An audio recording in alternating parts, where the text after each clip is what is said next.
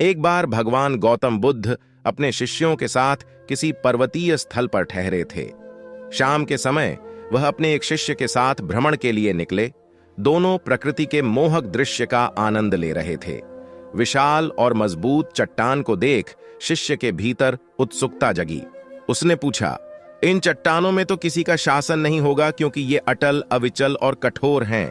शिष्य की बात सुनकर बुद्ध बोले कि नहीं, इन शक्तिशाली चट्टानों पर भी किसी का शासन है। लोहे के प्रहार से इन चट्टानों के भी टुकड़े टुकड़े हो जाते हैं। इस पर शिष्य बोला, तब तो लोहा सर्वशक्तिशाली हुआ।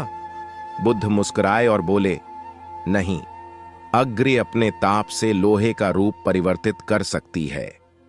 उन्हें धैर्यपूर्वक सुन रहा शिष्य बोला, इसका मतलब अग्नि सबसे शक्तिवान है।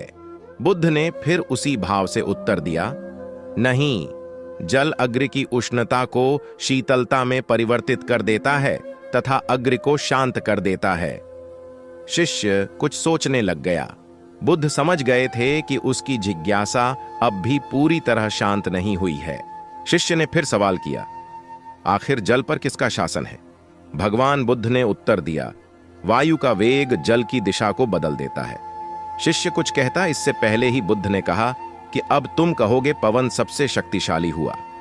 नहीं, पवन सबसे शक्तिशाली नहीं है। सबसे शक्तिशाली है मनुष्य की संकल्प शक्ति, क्योंकि इसी से पृथ्वी, जल, वायु, अग्नि इत्यादि को नियंत्रित किया जा सकता है। जीवन में कोई भी महत्वपूर्ण कार्य संकल्प शक्ति के बगैर असंभव है। इसलिए अपने भीतर संकल्प शक्ति का विकास करो।